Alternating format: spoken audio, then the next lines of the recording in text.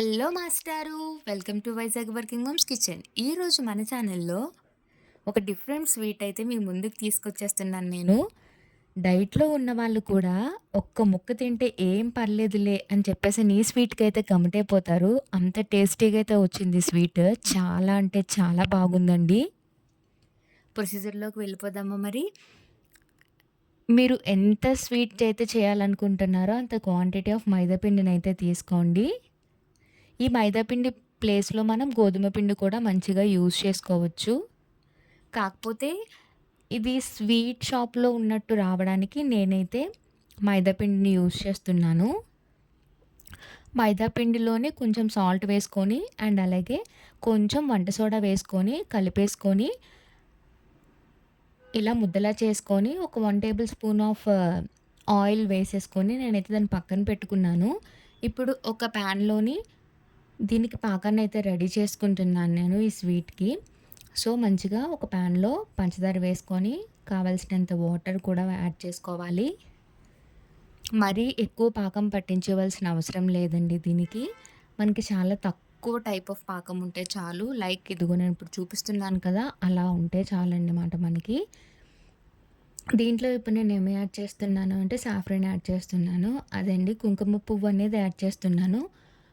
ఇప్పుడు కొంచెం లెమన్ అనేది పిండుకుంటున్నాను. ఎందుకంటే ఇది మనకి నేను ఆల్రెడీ ఇవి స్వీట్ చేసుకునే లోపు ఐ మీన్ ఫ్రై అయ్యేలోపు ఇదేమవుతుంది అంటే సాలిడ్ స్ట్రక్చర్‌లోకి వెళ్ళిపోతుంది. సో, లిక్విడ్ స్ట్రక్చర్‌లోనే ఉండడానికి నేను దాన్ని మంచిగా లెమన్ అయితే పిండుకున్నాను అందులోని.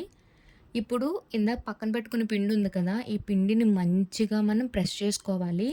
ఇలా మంచిగా ప్రెస్ చేసుకుంటే స్వీట్ అనేది చాలా బాగా వస్తుందండి. సో, ఇలాగా ఒక ఫ్లోర్ మీద మంచిగా వేసుకొని ప్రెస్ చేసుకోండి. ఫ్లోర్‌ని మంచిగా క్లీన్ చేసుకొని, ఇలా చపాతీ ముద్దల్లా కలుపుకొని నేను పక్కన పెట్టుకొని చపాతీ ఒత్తుకున్నట్టు ఒత్తుకున్నాను చూసారా? మనకి ఇలాగే ఉండాలి. దీనికంటే కొంచెం థిక్‌గా అలా దాన్ని చెయ్యొద్దు.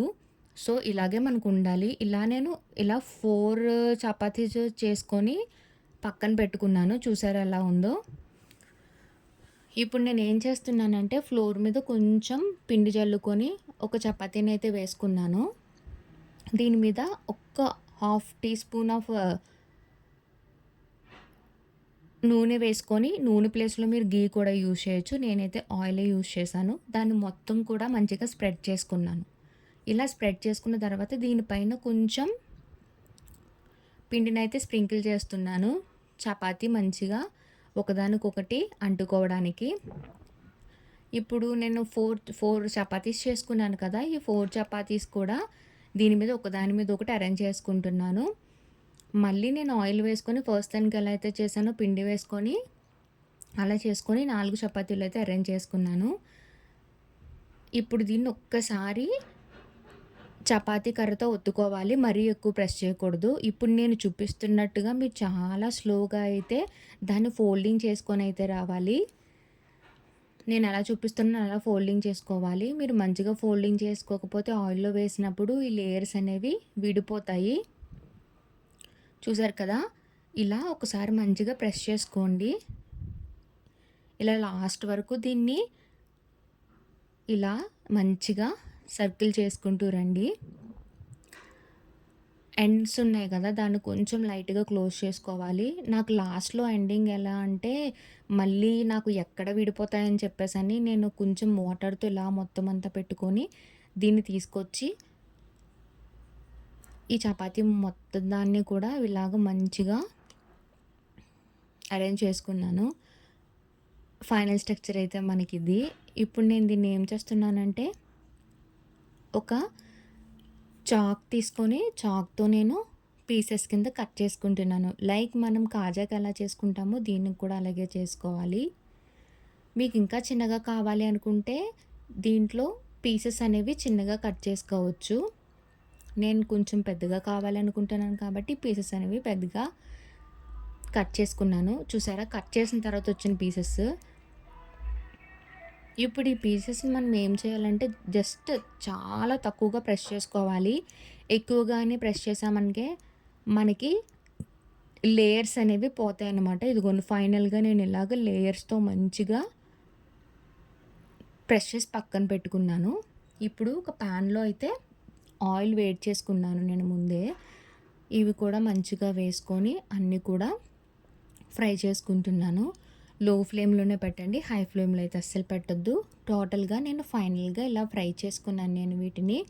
చాలా క్రిస్పీగా అయితే వచ్చాయి చూడండి. మీకు స్ట్రక్చర్ అయితే తెలుస్తుంది. ఇందాక నేను పాకం పెట్టుకున్నాను గదా! ఈ పాకంలోని మంచిగా ఇవన్నీ కూడా వేసుకొని ఒక్క 20 మినిట్స్, ఒక 15-20 మినిట్స్ ఇందులో నానబెట్టుకుంటే మనకి రుచిగా చాలా బాగుంటాయండి.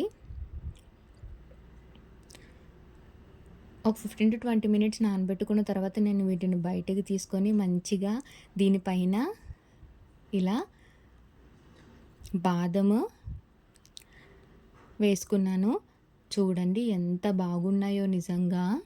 నోటికైతే టెంప్టింగ్‌గా ఉన్నాయి. చాలా అంటే చాలా బాగా నచ్చింది నాకిదైతే స్వీట్. ఒక 2 స్వీట్లకైతే నేనే వేసేసాను. అంత బాగుంది నిజంగా. ఇలాంటివన్నీ మన ఛానల్‌లో మీకు కావాలి అనుకుంటే కామెంట్ సెక్షన్‌లో కామెంట్ చేసి చెప్పేసేయండి. ఇంకా ఎవరైతే మన ఛానల్‌ని సబ్స్క్రైబ్ చేసుకోలేదో వాళ్ళు కూడా సబ్స్క్రైబ్ చేసుకోండి. మన ఫ్యామిలీ మెంబర్స్ అందరికీ కూడా షేర్ చేయండి. మీకు ఇలాంటి వంటకాలు ఎన్నెన్నో మీ ముందుకు నేను తీసుకొని వస్తాను. ఏమన్నా వంటకాలు కావాలి అనుకుంటే కామెంట్ సెక్షన్‌లో కామెంట్ చేసి చెప్పేయండి. ఫైనల్‌గా ఈ రెసిపీ ఎలా ఉందో చెప్పండి. సబ్స్క్రైబ్ మై ఛానల్ లైక్ చేయొచ్చుగా.